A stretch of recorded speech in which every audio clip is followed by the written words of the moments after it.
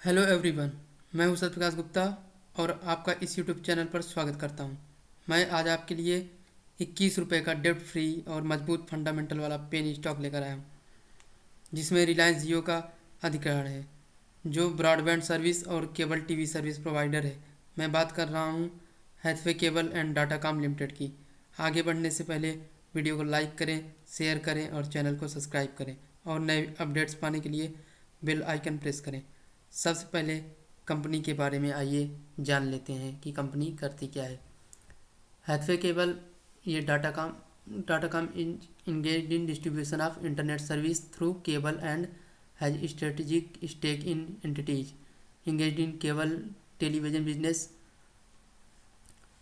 तो सबसे बड़ी बात कि हैथवे केबल में रिलायंस जियो का 72% स्टेक है, जो कि 2019 में इसने 4100 करोड़ रुपए में इसका अधिग्रहण किया था। रिलायंस ने इसका अधिग्रहण इसलिए किया क्योंकि ये केबल टीवी और ब्रॉडबैंड सर्विस प्रोवाइडर कंपनी है, जो एक लीडिंग कंपनी है इस सेक्टर में।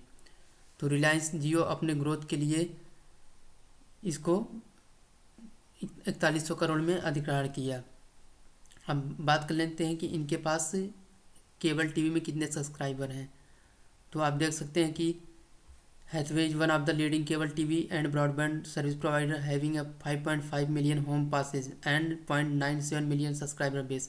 Hathway is the first cable operator company that provides broadband service to its customer in India.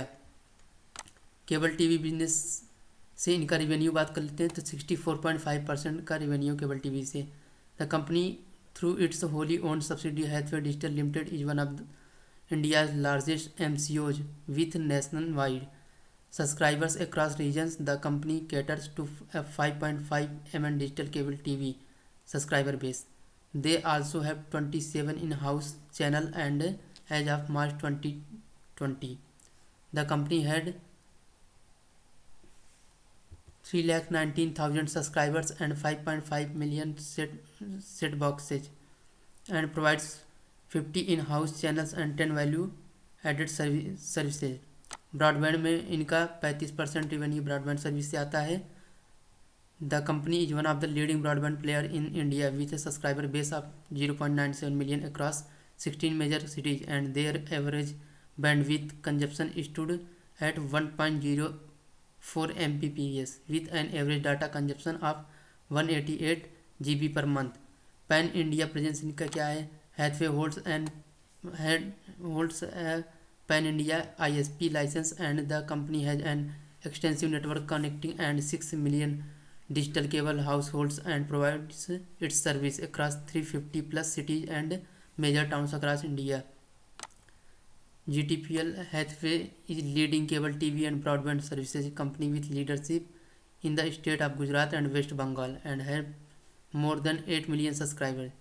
GTPL has a subsidiary of Hathway Cables, and they hold 37% stake in the company.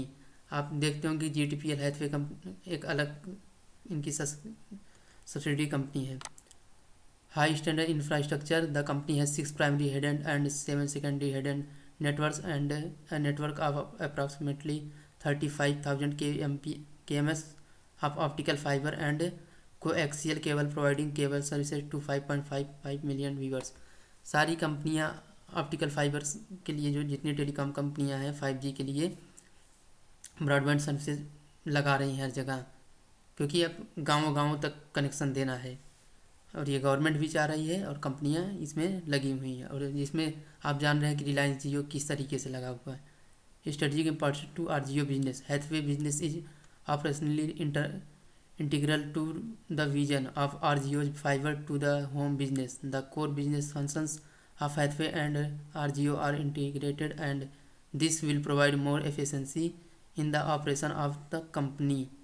High debt to debt free, इस company पे 2010 से 2020 तक डेप्ट अच्छा खासा हुआ करता है, लेकिन company had a net loss for 9 out of 10 year majorly due to the interest that it had to pay for its elevated debts, and during March 2020 the company borrowing stood at 1975 crore and after being acquired the company received tangible support from Reliance Industry to tune of 2900 crores and with the aid the company has repaid its borrowing and as March 21 the company has no borrowings and has achieved a debt free status।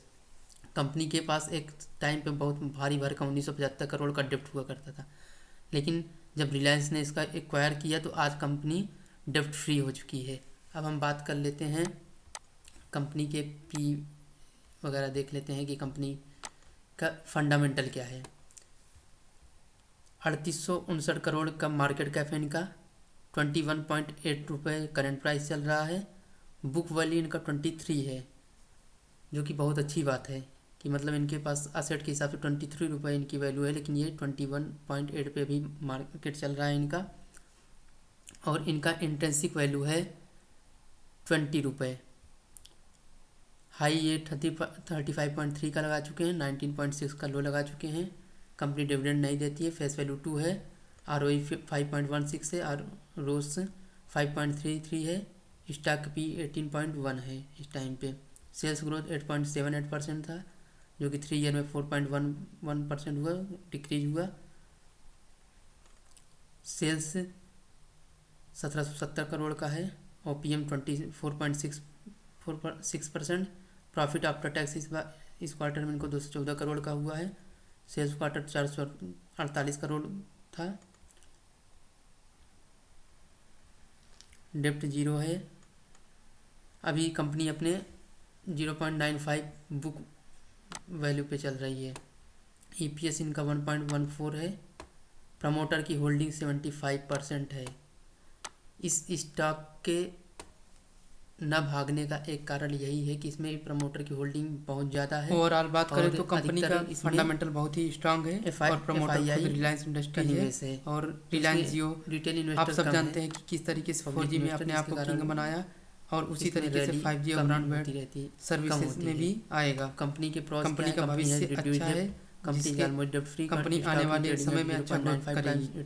इसे investment करने से पहले अपनी खुद की complete research करें और पेनी share है तो पेनी शेयर की तरह देखें। वीडियो देखने के लिए धन्यवाद। कॉन्स में है the company reporting reported profits, it's not paying out dividend. The company has delivered a poor sales growth 8.78 over past 5 years. Tax rate seems low. Company has a low return on equity of 4.81% for last 3 years. अब हम देख लेते हैं इनके quarter results. Quarters में इनका sales देखेंगे, सितंबर 2020 में 431 करोड़ का था, फिर 442 करोड़ का हुआ, 439 करोड़ का हुआ और जून 21 में 441 करोड़, सितंबर 21 में 448 करोड़ का हुआ। नेट प्रॉफिट इनका देखेंगे तो नेट प्रॉफिट 49 करोड़ का था मार्च 2020 में, जून 20 में 66, सितंबर 20 में 52, दिसंबर 20 में 63 और मार्च 21 में 72, जून 21 में कम होकर 49 करोड़ हुआ नेट प्रॉफिट और सितंबर 21 में प्रॉफिट इनका कम हुआ है।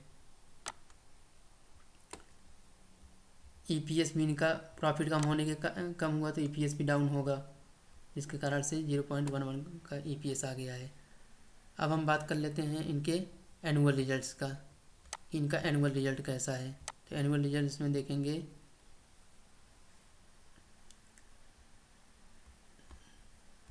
एनुअल रिजल्ट देखेंगे higher the industry revenue growth, increasing market share और रेवेन्यू देखिए 1595 करोड़ एनुअल में, 1625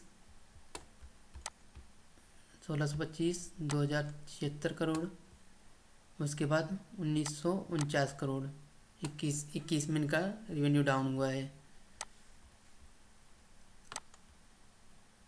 लेकिन अब जियो जिस तरीके से अपने आप को एक्सपेंड कर रहा है, ये भी अपने आप को एक्सपेंड करेंगे, क्योंकि नेट इनकम इनका देखेंगे तो बढ़ा है। नेट इनकम 103 करोड़ फिर 252 करोड़, 103 करोड़ से 252 करोड़ नेट इनकम आ गया है। EPS एनुअल में देखेंगे तो 1.43 का बढ़ा है EPS। अब हम इनके बैलेंस शीट और देख लेते हैं। असेट इनके पास कितना है, 3473 करोड़ से असेट इनका डाउन हुआ है, 1539 करोड़ हुआ है असेट, क्योंकि इन्होंने अपने एसेट को बेच के कर्ज भी अपना रिड्यूस किया है, जिससे की वजह से डेप्ट फ्री हो गई है। टोटल असेट इनके पास 4519 करोड़ का है, अभी भी इनके पास असेट अच्छा खासा है। और उसके हिसाब आप लाइबिलिटी देखेंगे तो लाइबिलिटी इनके पास केवल 521 करोड़, इसके कंपेरिजन में इनके पास एसेट बहुत हैवी है। कैश फ्लो मेन चीज़, कैश फ्लो इनका पॉजिटिव कैश फ्लो है, फ्री कैश फ्लो इनके पास पॉजिटिव है, बहुत अच्छी बात है। किसी कंपनी का कैश फ्लो पॉजिटिव होना बहुत अच्छी बात होती है। अब हम बात करते हैं कंपनी के होल्डिंग्स पे आ जाते हैं। कंपनी का होल्डिंग देखिए, कंपनी का होल्डिंग अभी आपको हम दिखाते हैं।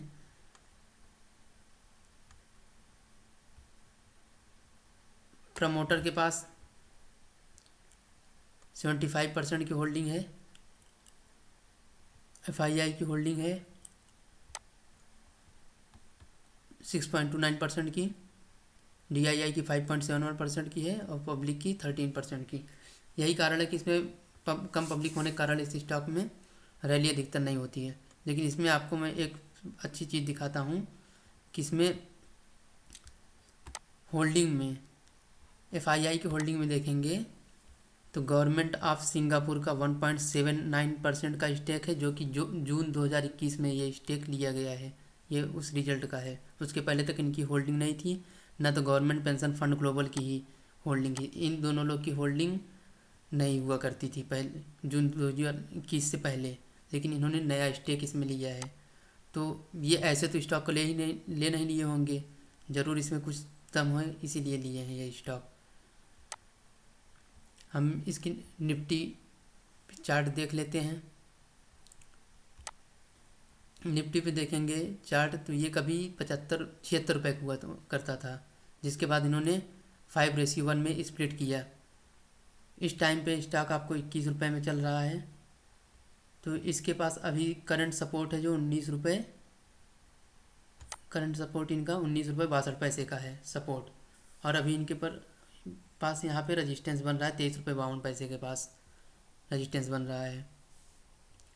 और ये रैली 23 रुपये 52 पैसे और 24 रुपये को तोड़ेगा, उसके बाद ही ये रैली आपको देगा 34 रुपये। उसके बाद ये स्टॉक एक ही बार में नहीं भागेगा, ये थोड़ा जाएगा, रुकेगा, फिर ऐसे करके जाएगा। और ये स्टॉक 10 रुपये का लो भी मार चुका है।